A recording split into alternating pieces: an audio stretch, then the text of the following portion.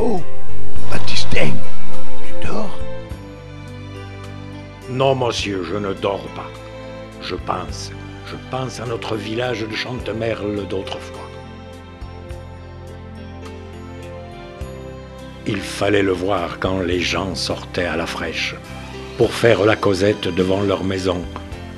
On y rencontrait monsieur Bertrand, le tisserand, Augustine, sa femme, la vieille madame Bonneau, le père de Guillermo et son épouse, la vieille Jometto, enfin, tout qui causait, papotait, rigolait, circulait jusqu'à la tombée du soir.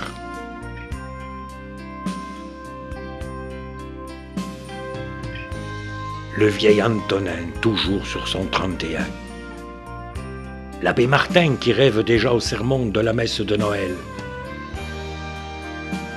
L'Hortense qui faisait si bien l'aïouli. Et regardez-moi ces deux commères, toujours en train de causer. Cette élégance de Madame Cristaldi pour aller faire ses dévotions.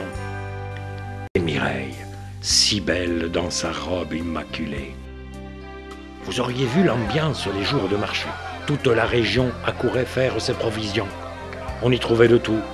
La maraîchère vendant sa récolte du jour, la fermière son beurre, ses fromages, le marchand de draps, de fruits, de poissons, de saucissons s'installait dès le matin. Thé, voilà Germaine et ses délicieux fromages de chèvre du pays. Fernand le boulanger pâtissier, levé tôt et couché tard, dont la femme faisait l'admiration de tous, confectionnait de si délicieux desserts. Ça nous permettait d'apprendre les dernières nouvelles du pays, les décès, mariages, maladies des uns et des autres, mais aussi les prix des marchés avoisinants. Et toi le maire, dépêche-toi, les petits sont pressés et tu n'arrêtes pas de discourir. Même que le curé sur son parvis les attend avec impatience. Tu vas lui faire tourner son vin de messe. Continue, Jeannette.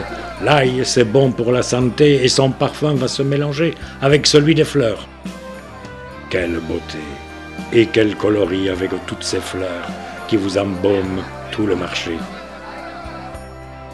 Pas de volailles aux hormones, ni de grippe aviaire à cette époque. Cette animation hebdomadaire durait toute la journée. La menuiserie Bottazzo vous ferait une porte avec 3 planches et 2 clous. Maintenant, les choses sérieuses vont commencer. Le grand moment de la journée approche. L'heure de la pétanque. Ces deux-là, il faut se les faire. Faut chauffer la boule, c'est décidé. Je tire ou je pointe. Grave problème à résoudre. Ici, plus de famille, plus d'amis, rien que le sport. Faut discuter ce point litigieux, soupçonnons, discutons, mesurons et tranchons. Estève lui cligne de l'œil. On ne sait pas si c'est sa cigarette ou si c'est pour mieux voir.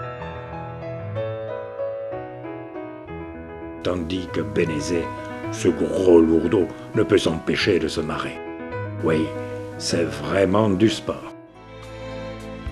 Voilà Hortense qui va médire chez sa voisine, laissant le pauvre Papet garder le petit.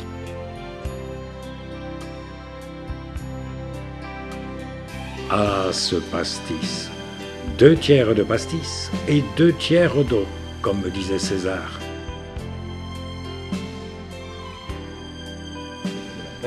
Non, tu me fais plaisir, tu me fais plaisir. Tu me surveilles comme si j'étais un scélérat, un bandit de grand chemin. Je te remercie. Tu me fends le cœur, hein. Oh non, César. Pas de César, tu me fends le cœur. Oh! Et alors ne jouons plus, non? Qu'est-ce qu'on fait? À moi, il me fend le cœur. À toi, il te fait rien. À toi, il te fait rien. Oh, très bien. Tiens, cœur. Ce matin, les grandes manœuvres ont commencé. Et je te mouille, et te savonne, te tape, te tord, te remouille, te retape, te retord, tout ça pour être bien propre et sentir la lavande. Lui, le fils Véran, c'est le petit dernier du village. On aime bien ce monsieur Véran, notre instituteur, car il sait beaucoup de choses et écrit sans faute. Il nous prépare les petits au certificat d'études. Comme tout le monde le sait, le petit Jésus est né en Provence, pas loin de chez nous, et ce n'est pas une galéjade. Isidore le berger est un homme taciturne. Il ne parle qu'à ses moutons et à ses chiens. Ce n'est pas comme ses collègues qui prennent du bon temps. Nos chasseurs, c'est comme nos pêcheurs. Le lapin devient chevreuil.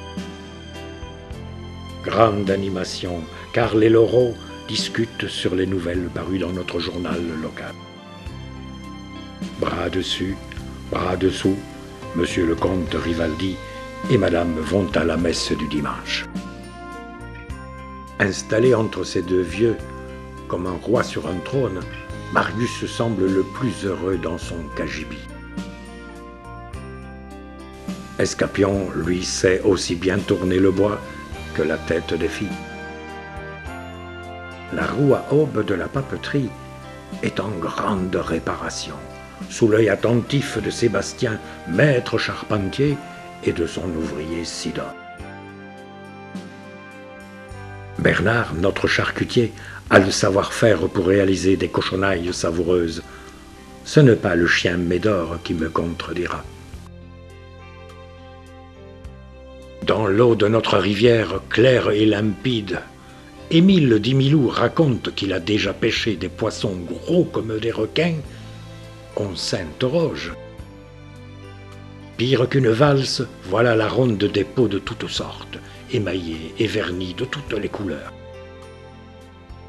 Notre grand poète nous conte dans notre patois la beauté de nos filles et de notre pays. Vous nous reconnaissez? C'est nous, en plus petit, avec notre Père créateur. Maître Sorzane, artiste peintre, allie prestance et talent. Rien qu'à voir la trogne de nos vignerons, nos vins valent le détour. Le mas du Canigou est le plus important du village. C'est la famille Bessou qui s'en occupe depuis plusieurs générations. Paulet l'ouvrier et sa femme Jeannette ont du cœur à l'ouvrage. Florence, elle, s'occupe de la basse-cour, mais aussi de gros lards qu'on tuera pour la Noël. Chez vous, on ne connaît pas la rabasse. Ici, on en trouve sous les chênes. Il paraît que cela vaut cher. La tanche, pas le poisson, l'olive de Nyon, la meilleure du monde, celle qui convient pour cuire et accommoder nos salades. Si on travaille dur, le jour de la fête votive de la Saint-Antonin, on sait s'amuser. Alors nous formons tous une grande farandole qui parcourt le village au son des tambourins et des pipeaux. Entre la vente des cigales, c'était cela notre petit monde de Chantemerle, le soleil, la nature, le paradis sur terre, entouré des gens que nous aimions.